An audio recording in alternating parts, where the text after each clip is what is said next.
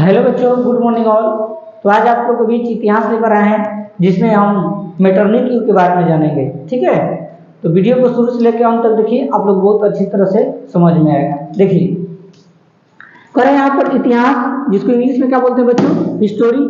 शुरू किया है चैप्टर 1, जिसका नाम है यूरोप में राष्ट्रवाद। और इतिहास में आप लोगों को क्वेश्चन नंबर 1 और क्वेश्चन नंबर 2 और क्वेश्चन नंबर 3 को बता चुके हैं। अगर आप लोग नहीं देखे हैं तो इस वीडियो को देखने के बाद उसको भी देख लीजिएगा, बहुत इंपॉर्टेंट है क्लास 10 के लिए। ठीक है, तो आज हम लोग जानेंगे कि मेटरनिक युग होता क्या है, आखिर इसको मेटरनिक युग के नाम से क्यों जाना जाता है, क्यों इतना इंपॉर्टेंट है मेटरनिक युग। ठीक है, आपको शब्द दिखाई दे रहा है जो मेटरनिक, ठीक है, एक व्यक्ति का नाम है मेटरनिक। मेटरनिक एक क्या है, व्यक्ति का नाम है। और युग का मतलब होता है वो समय। युग माने क्या होता है, समय या काल। इसका मतलब क्या हुआ, यानी मेटरनिक का समय बताना है, मेटरनिक का काल बताना है।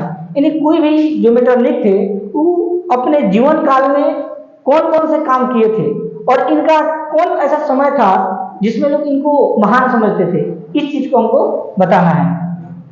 तो हम कहेंगे आंसर में कि 1815 ईस्वी से 1848 ईस्वी के बीच के समय को यूरोप में मेटरनिक युग के नाम से या मेटरनिक युग कहा जाता है। ठीक, अगर बात की जाए मेटरनिक युग के बारे में, तो मेटरनिक युग का जो समय था वो हमारा 1815 ईस्वी से लेकर 1848 ईस्वी के बीच में जितना भी ईस्वी आता है, ये सब जो है ईस्वी ये मेटरनिक युग का था। ठीक है, और किस कहां पर था, तो यूरोप में। याद रखना, यूरोप में जितना भी रहने वाले लोग थे इनको मेटरनिक युग के नाम से जानते थे। ठीक है, क्योंकि मेटरनिक युग जो है 1815 ईस्वी से लेकर 1848 ईस्वी के बीच में बहुत अच्छे अच्छे काम किए होंगे। इसके बाद देखिए, आखिर मेटरनिक युग लोग क्यों कहते थे, अब इसके बारे में बता रहे हैं। क्योंकि 1815 ईस्वी में ऑस्ट्रिया का चांसलर मेटरनिक ने वियना में सम्मेलन किया।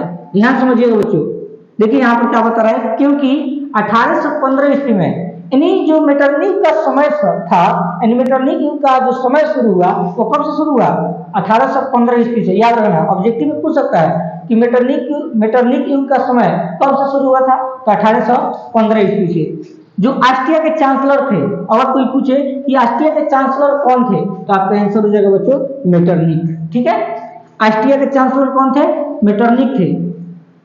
वियना एक जगह का नाम है, स्थान का नाम है। ठीक है, वियना में सम्मेलन किया। जो मेटरनिक थे वो वियना में क्या किए बच्चों, सम्मेलन किए। सम्मेलन समझते हो, सम्मेलन का मतलब होता है बहुत सारे लोग को इकट्ठा किए और एक दूसरे के किसी विषय पर बातचीत हुआ होगा, उसी को सम्मेलन बोला जाता है। इसी के साथ मेटरनिक युग की शुरुआत हुआ और इसी के साथ जो है जब सम्मेलन हुआ और इसी सम्मेलन से मेटरनिक का क्या हुआ, शुरुआत हुआ। और 1848 ईस्वी के क्रांति के बाद, 1848 ईस्वी में क्रांति हुआ। क्रांति का मतलब होता है लड़ाई। क्या होता है बच्चों, लड़ाई। तो क्रांति के बाद मेटरनिक युग का अंत हो गया। जब 1848 ईस्वी में क्रांति हुआ उस समय मेटरनिक युग का क्या हुआ, अंत हो गया। अंत का मतलब यह नहीं कि मर गए, उनका जो समय था, यानी 1848 में जब उनका समय था, यानी कोई भी जब उनको लोग मानते थे वो चीज हटा। ठीक है, तो जब 1848 ईस्वी में क्रांति हुआ उस समय क्रांति में हारे गए और हारने के बाद मेटरनिक का क्या हुआ, अंत हो गया। ठीक, तो ये हमारा मेटरनिक युग का टॉपिक था। हमको आशा है कि आप लोग जरूर समझ में आया होगा।